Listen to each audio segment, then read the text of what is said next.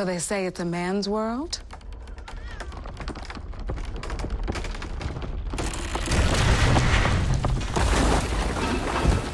Well, I don't see anybody's name on it. While they were out doing their thing, we slowly changed all that.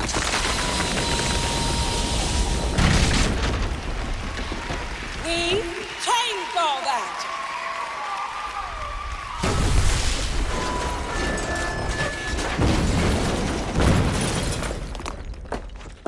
Today, women can do anything men can do.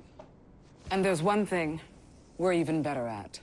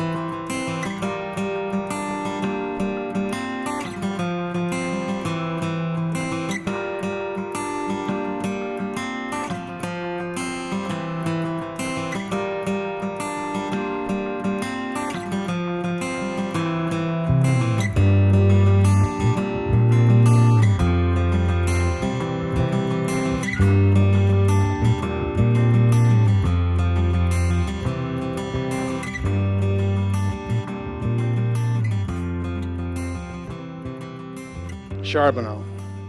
He's a rookie, 1980. Becomes Rookie of the Year, as you recall, current events. And he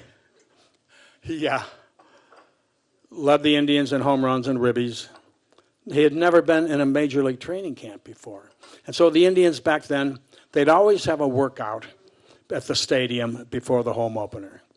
And that's to give the local writers who weren't at spring training something to write about for opening day.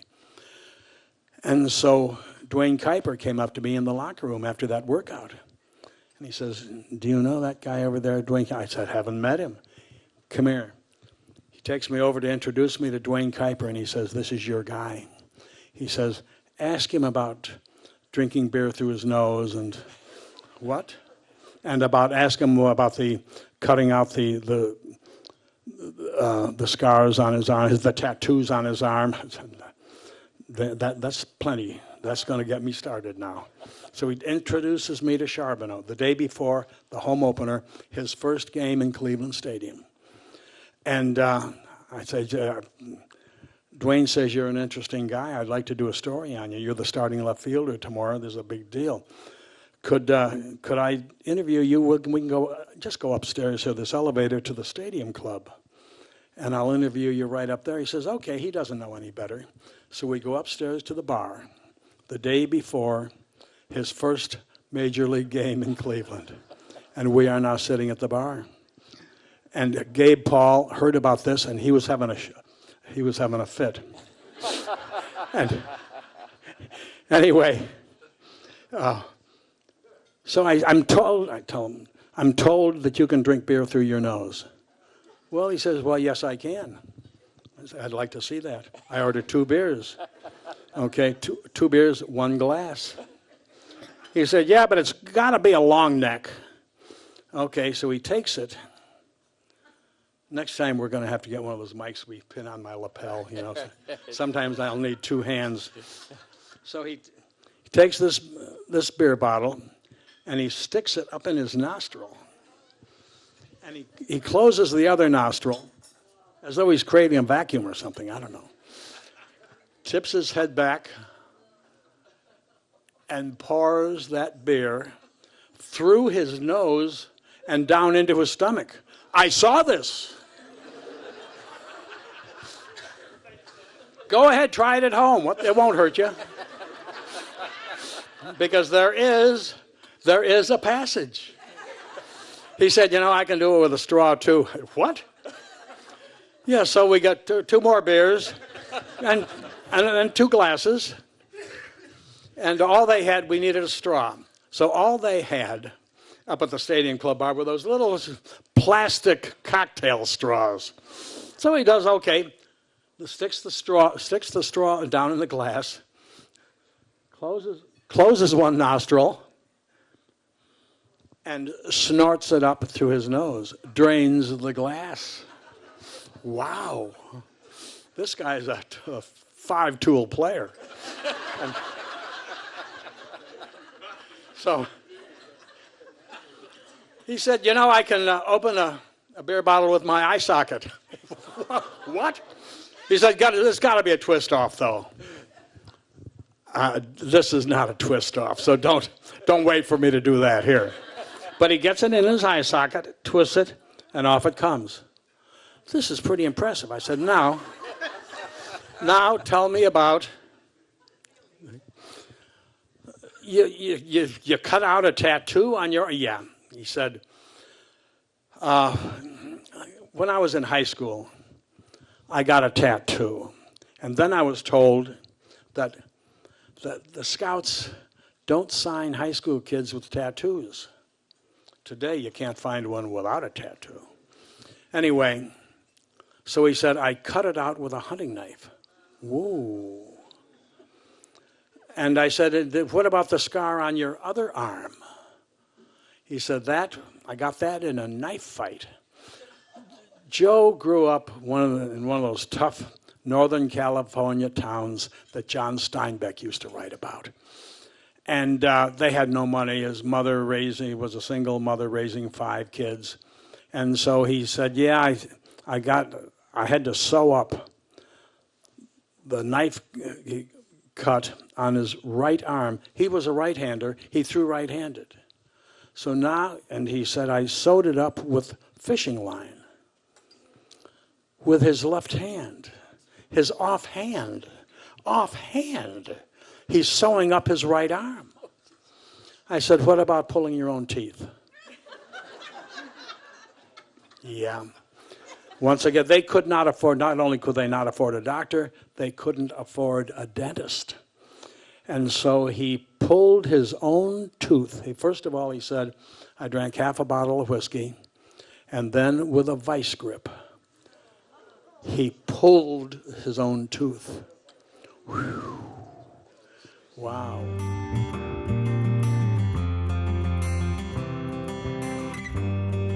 Back in the summer of '59, my sister Kathy gets involved in this again now. She was hanging around down at Clifton Beach, and she was in high school, and I was home from college, and a body washed up on Clifton Beach. And she and one of the Sally or Wester, one of the Wester Camp girls was the lifeguard, and they swam out and reached for this body, and the arm came off. Had been in the water for a long time. And so she went. There was one phone down there at Clifton Beach. That's still the case, but everybody has cell phones now. And she called home and said that this body had just washed up. What should she do? And I said, hey, you don't have to do a thing. Big brother's in college. He'll take care of this. So first, I called WERE, the Indians' flagship station. They were giving away 2-box seats to an Indians game for the best news tip of the week.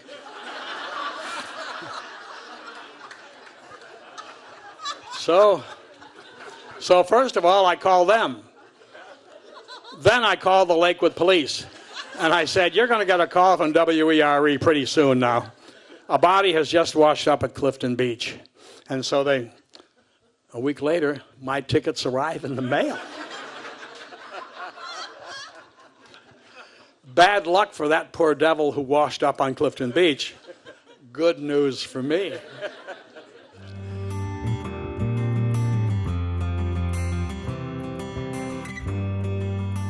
I had a softball team.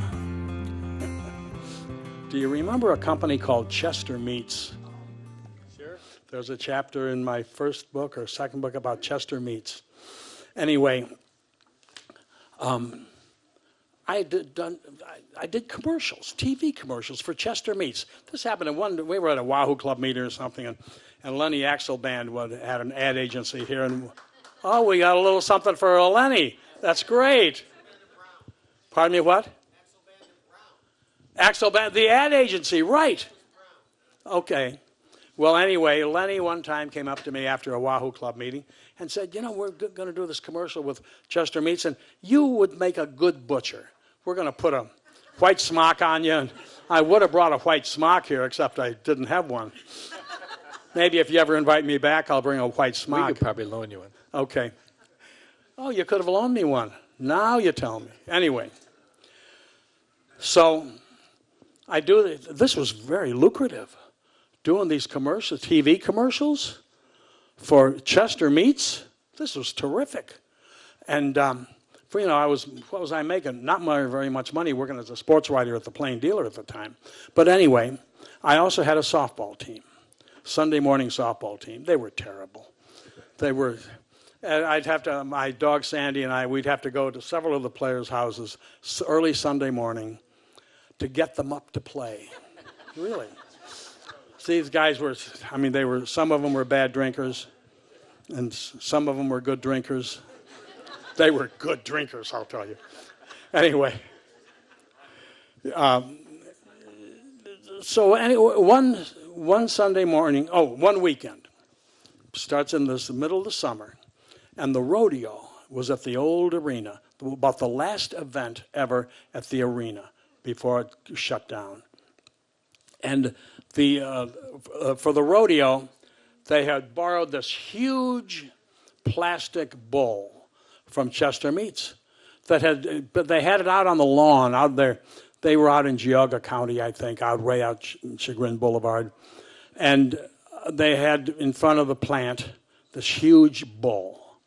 And so for the rodeo, they would borrow the Chester Meats bull and put it in front of the old arena, right there on Euclid Avenue, right on the sidewalk.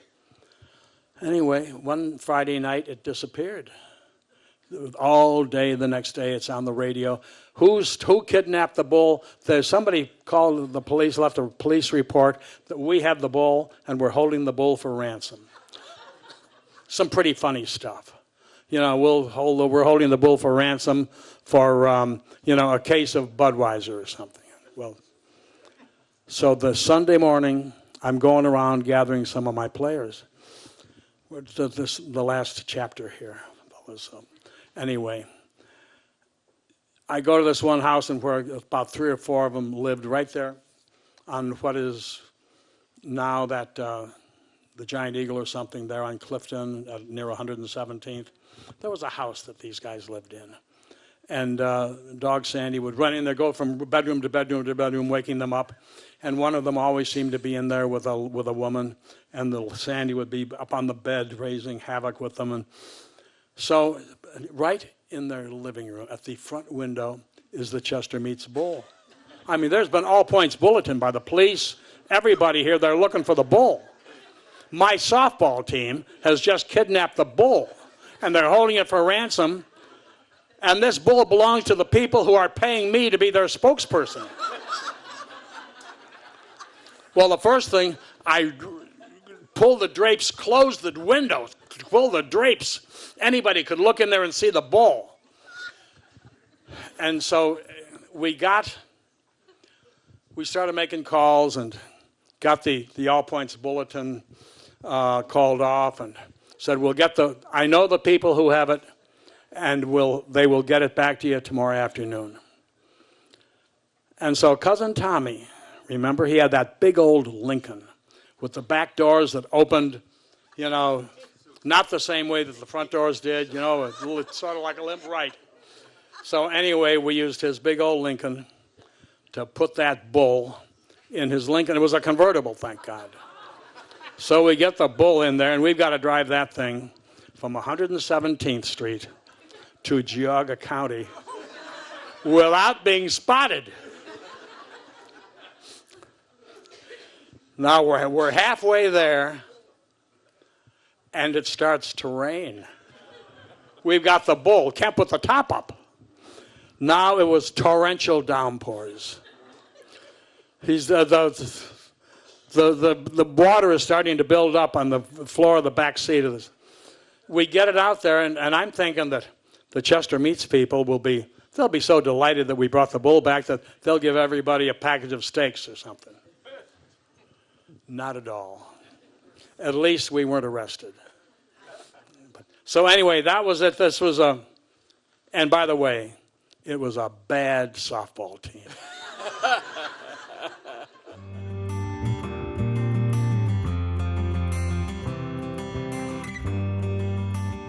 I became the boxing writer for the Plain Dealer, mid-'60s.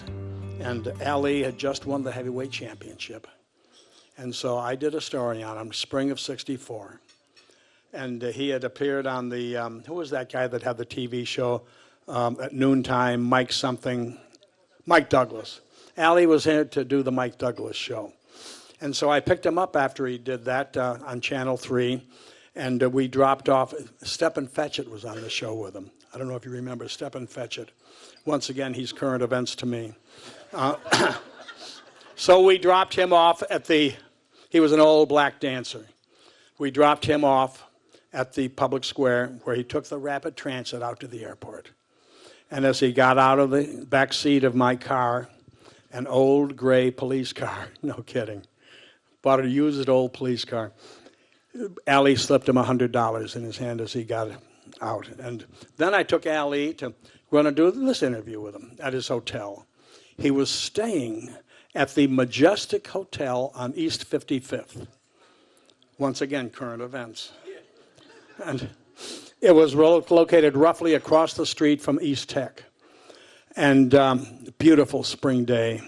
And I parked alongside it. The Majestic Hotel was an all-black hotel. And it had once been one of those millionaires' mansions. And 3 stories high, and Ali's room was on the 3rd floor. We got out of the car, though, and just then, there's a junior high across the street. Kids are just getting out of school. They spot Ali. Now, this was incredible because, remember, there was very little television on things like that in those days.